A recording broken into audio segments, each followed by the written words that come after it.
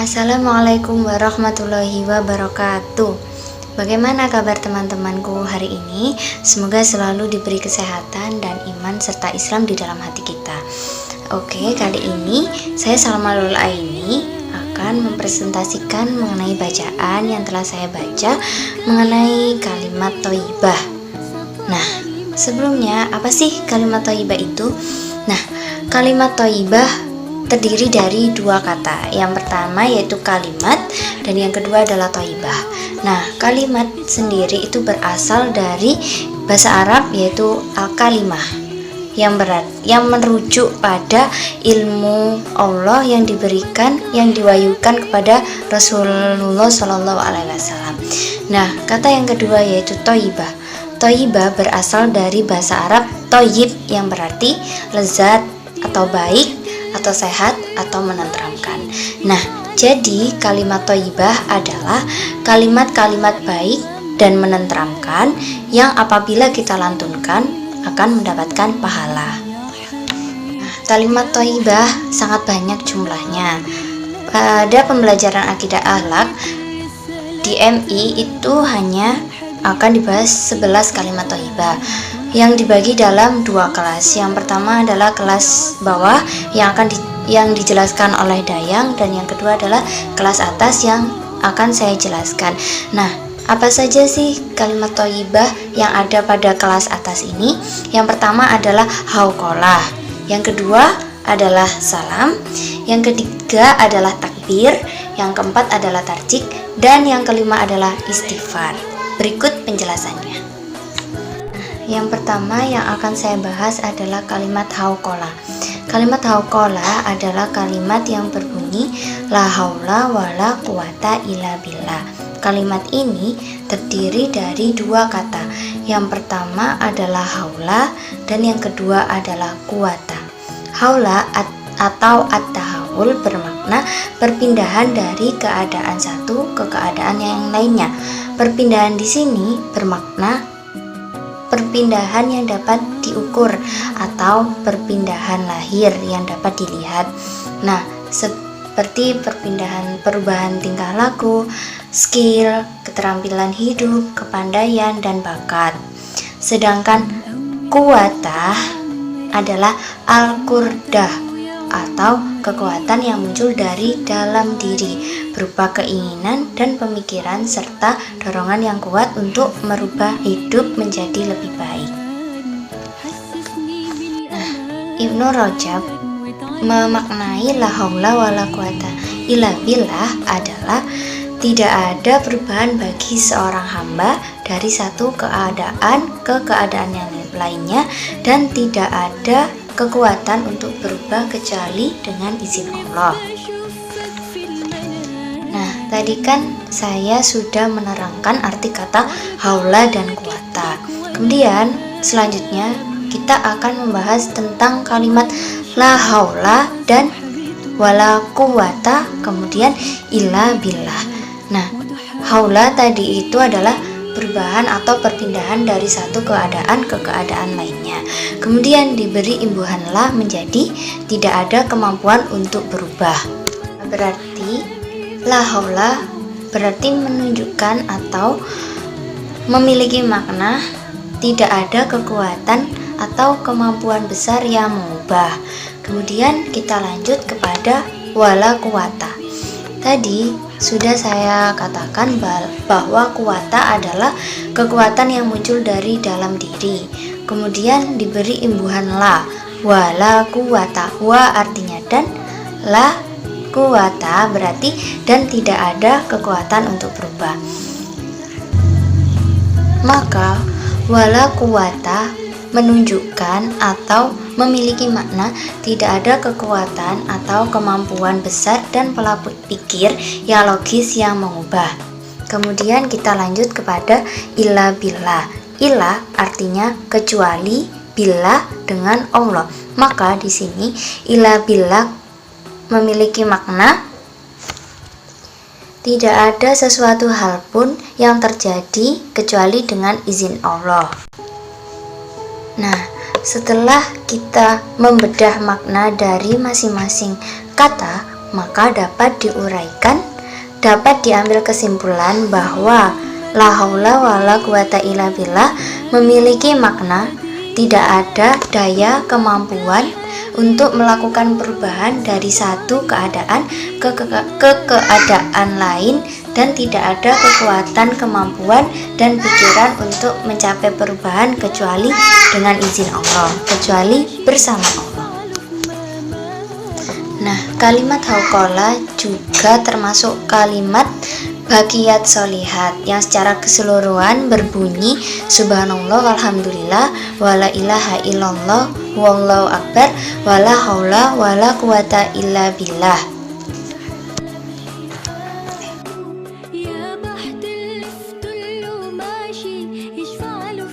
Yang artinya dari Ibnu Abbas berkata, aku melihat Rasulullah Shallallahu Alaihi Wasallam bersabda, la haula wala quwata illa billahil aliyil azim. Kemudian aku bertanya, ya Nabi Allah, apa pahalanya? Rasulullah menjawab, kalimat itu adalah tasbih para malaikat penjaga arsy. Barang siapa yang mengucapkan sekali la haula wala quwata illa billah, maka Allah mengampuni dosanya 100 tahun. Menuliskan setiap huruf baginya 100 kebaikan, mengangkat baginya 100 derajat. Kalau menambah sekali lagi, maka baginya setiap huruf adalah gudang kekayaan dan cahaya dalam jembatan Shiratul Mustaqim. Hadis riwayat Al-Hakim. Nah, jadi dari redaksi hadis Rasulullah SAW dapat disimpulkan bahwa ketika kita mengamalkan la haula wala quwata illa billah, maka terdapat fadilah-fadilah yang akan didapatkan oleh seorang muslim. Yang pertama adalah Allah akan mengampuni dosanya. Kemudian ketika dia menulis satu huruf, maka bagi orang muslim tersebut mendapatkan 100 kebaikan. Kemudian Allah akan mengangkat baginya 100 derajat. Kalau menambah sekali lagi, kalau seorang muslim tersebut mengucapkan la haula wala quwata illa billah sekali lagi, maka Allah akan memberikan gudang kekayaan dan cahaya dalam jembatan Shiratul Mustaqim di akhirat kelak. Seperti itu. Selanjutnya adalah kalimat thayyibah salam. Kalimat thayyibah salam adalah bunyinya assalamualaikum. Nah, pasti kita sering sekali mendengar kalimat ini dan sering juga mengamalkan. Nah, secara bahasa assalamualaikum itu berasal dari kata salam yang berarti keselamatan dan kesejahteraan. Maka assalamualaikum memiliki makna keselamatan dan kesejahteraan semoga tetap tercurahkan kepadamu. Jadi assalamualaikum itu juga untuk doa kita kepada sesama muslim. Nah, terdapat dua hukum dalam kalimat salam ini. Yang pertama adalah sunnah, yang kedua adalah wajib. Nah, sunnah, dihukumi sunnah apabila kita memasuki ruangan atau bertemu dengan seorang muslim mengucapkan kalimat salam, itu dinilai pahala juga. Nah, kemudian dinilai dihukumi wajib ketika kita menjawab salam yang diucapkan oleh orang lain. Assalamualaikum, waalaikumsalam itu adalah wajib sesuai dengan 6 hak yang harus dipenuhi oleh seorang muslim. Nah, pasti teman-teman sudah tahu ya.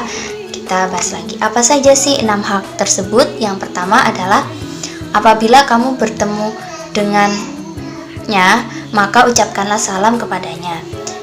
Yang kedua, apabila ia mengundangmu, maka penuhilah undangannya. Yang ketiga, apabila ia meminta nasihat kepadamu, maka berilah ia nasihat.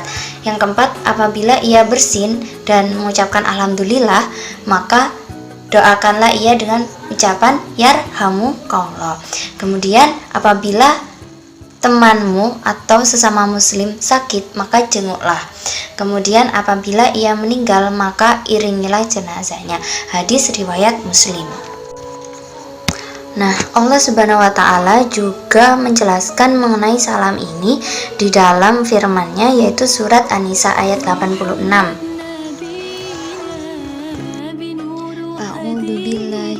minasyaitonirrajim.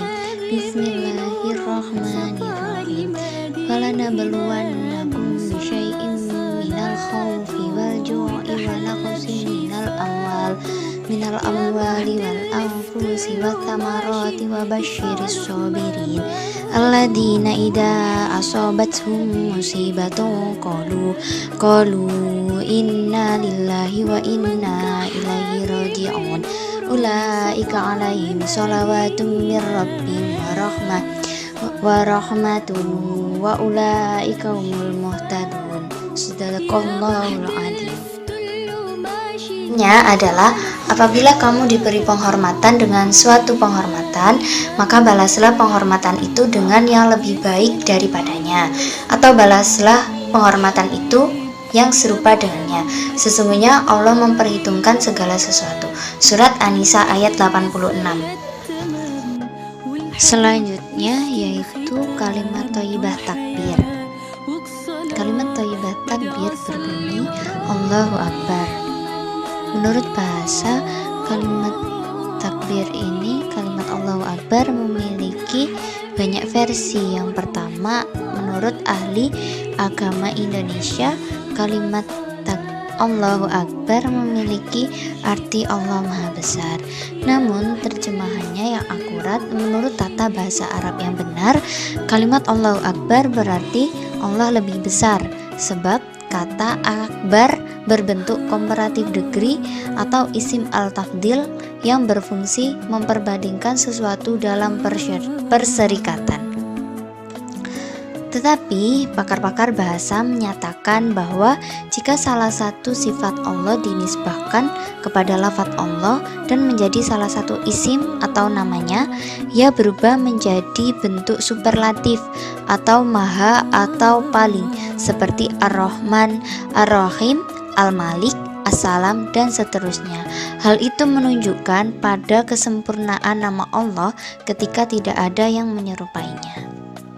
Nah, membaca takbir atau mengamalkan takbir ini dinilai suatu kesunahan sesuai dengan anjuran Rasulullah pada hadisnya atau pada sabdanya, barang siapa setiap selesai sholat bertasbih kepada Allah 33 kali, bertahmid 33 kali, bertakbir 33 kali, dan mengucapkan la ilaha illallah wahdahu la syarikalah lahul mulku wa lahul hamdu yuhyi wa yumitu wa huwa ala kulli syai'in qadir, sebagai penggenap yang ke-100, ia diampuni segala kesalahannya sekalipun sebanyak buih di lautan. Hadis riwayat Muslim. Selanjutnya adalah kalimat thayyibah tarji atau istirja. Kalimat thayyibah tarji atau istirja berbunyi innalillahi wa inna ilaihi raji'un. Nah, menurut bahasa, istirja adalah mengembalikan. Dalam hal ini, mengembalikan yang dimaksud adalah mengembalikan musibah atau semua kejadian kepada Allah dan menyerahkan semuanya kepada Allah sebagai pemilik tunggal. Kalimat istirja atau innalillahi wa inna ilaihi raji'un disebutkan dalam surat Al-Baqarah ayat 156. Nah,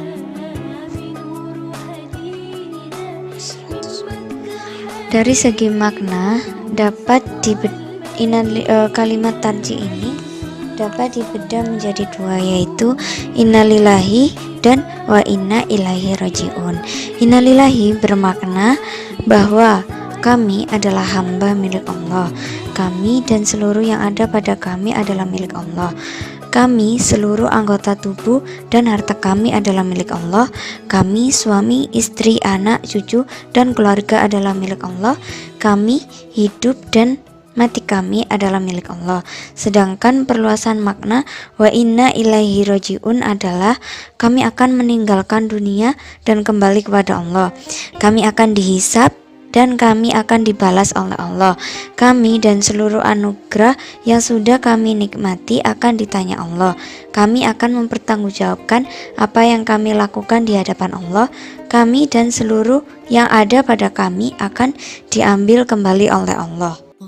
Bentuk peneladanan terhadap kalimat thayyibah inna lillahi wa inna ilaihi rajiun ini yang pertama adalah selalu bersabar atas musibah yang diberi Allah, baik musibah jasmani pada diri kita ataupun keluarga, keuangan, rezeki yang menimpa itu semua.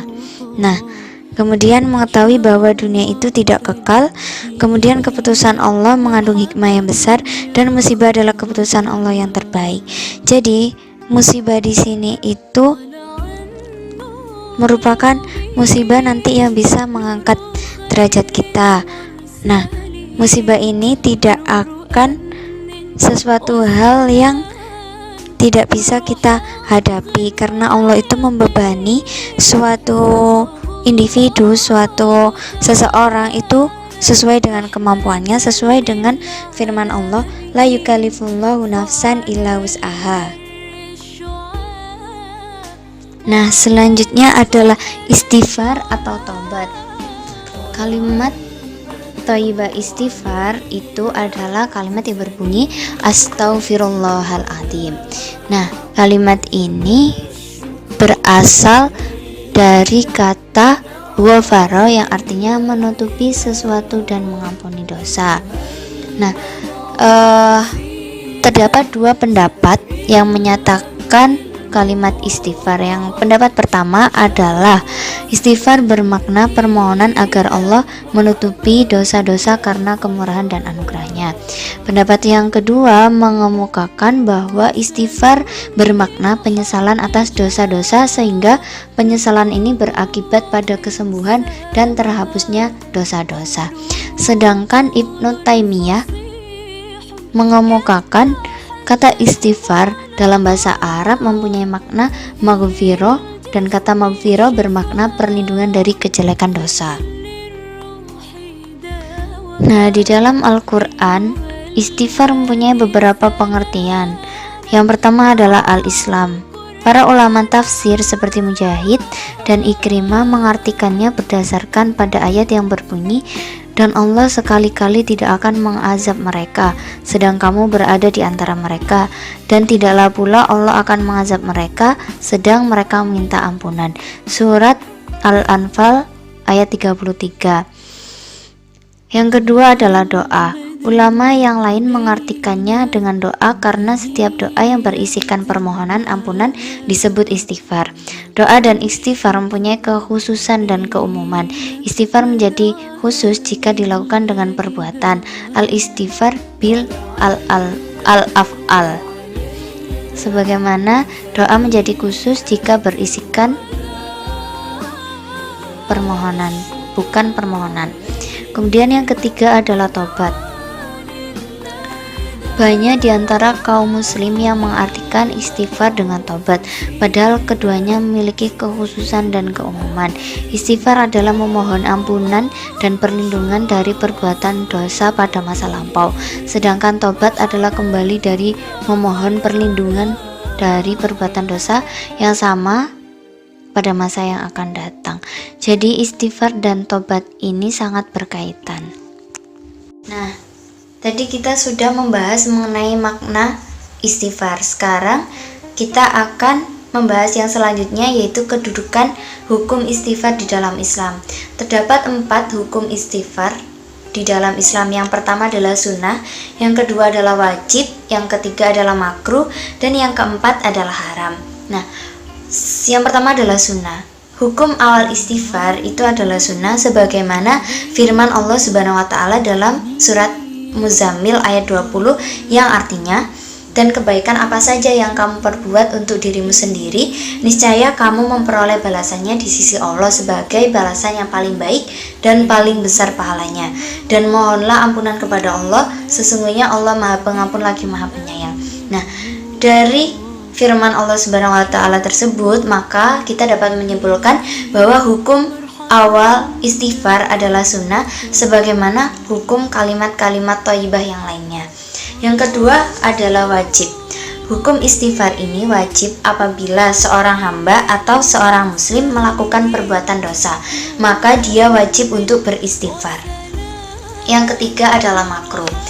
Nah, Kedudukan hukum istighfar makruh ini apabila seorang hamba beristighfar di belakang jenazah karena tidak ada sanad dan Rasulullah tidak menganjurkannya.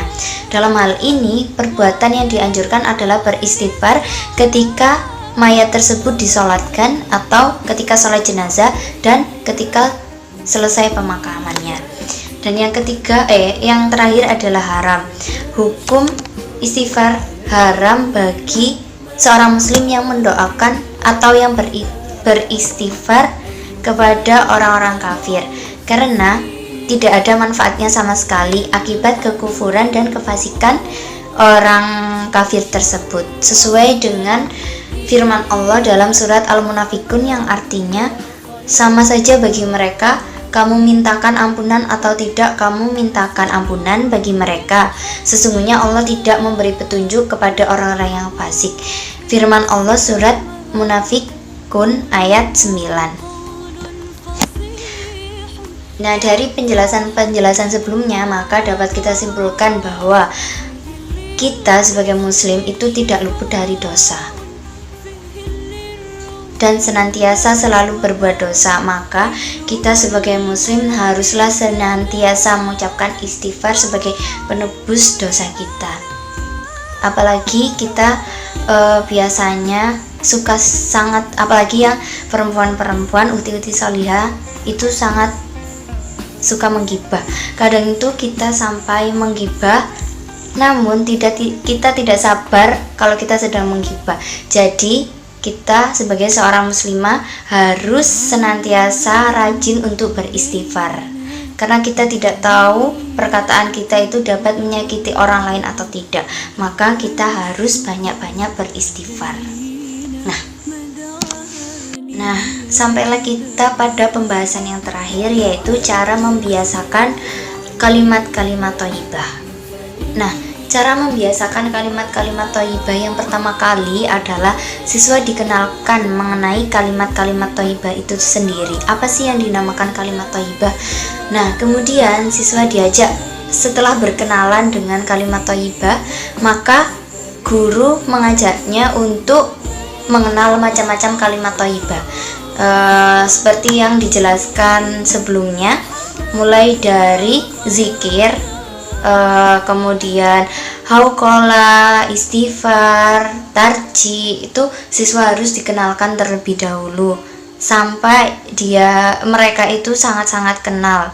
Nah, kan ada pepatah yang mengatakan tak kenal maka tak sayang. Nah, sesudah siswa itu dikenalkan dan siswa benar-benar mengetahui mengenai makna dari kalimat-kalimat thayyibah tersebut, maka selanjutnya guru itu memberikan kisah-kisah untuk diambil hikmahnya, kisah-kisah yang berkaitan dengan kalimat thayyibah yang sedang dipelajari. Misalnya misalnya tentang istighfar, tentang nabi misalnya, kemudian kisah tentang sahabat-sahabat Nabi, pokoknya yang berkaitan dengan kalimat thayyibah yang sedang dibahas. Kemudian guru itu mengambil ibroh yang bisa diambil dari kisah-kisah tersebut. Nah, anak-anak, dari kisah-kisah tersebut maka kita harus seperti ini gitu. Nah, kemudian guru itu memberikan contoh, misalnya istirja ya, misalnya innalillahi wa inna ilaihi raji'un. Nah, guru itu memberikan contoh ketika hal-hal yang bagaimana kita itu harus mengucapkan kalimat-kalimat tersebut. Nah, selain guru itu menjelaskan, guru itu harus juga mengamalkan, karena guru itu kan digugulan ditiru, maka guru itu juga harus mengamalkan sebagai contoh siswanya. Oh, guru saya itu kalau misalnya kesandung, guru saya itu kalau kesandung dia itu mengatakan innalillahi wa inna ilaihi raji'un. Berarti saya juga harus mengatakan seperti itu. Nah, kemudian yang terakhir adalah guru dan orang tua saling bekerja sama. Jadi guru dan orang tua, lingkungan sekolah dan lingkungan rumah itu harus bekerja sama agar siswa itu mengamalkannya. tidak hanya guru di sekolah. Misalnya guru di sekolah sudah baik, mengamalkan hal itu secara baik gitu ya, tetapi di rumah itu orang tua enggak. Orang tua malah kesandung, oh jane watu. Nah itu tidak boleh. Maka peran guru dan orang tua itu sangat berperan dalam pendidikan akhlak siswa. Hal ini pendidikan akidah akhlak kalimat thayyibah itu sangat penting ditanamkan sedini mungkin pada diri anak agar anak itu dapat mengamalkan kalimat thayyibah dan mempunyai dasar dalam mengamalkannya. Seperti itu. Demikianlah presentasi dari saya, Salma Lulul Aini. Apabila ada kesalahan dalam perkataan maupun perbuatan, saya meminta maaf sebesar-besarnya. Semoga kita selalu menjadi hamba Allah yang selalu mengamalkan kalimat thayyibah di kehidupan kita sehari-hari. Akhirul kalam. Assalamualaikum warahmatullahi wabarakatuh.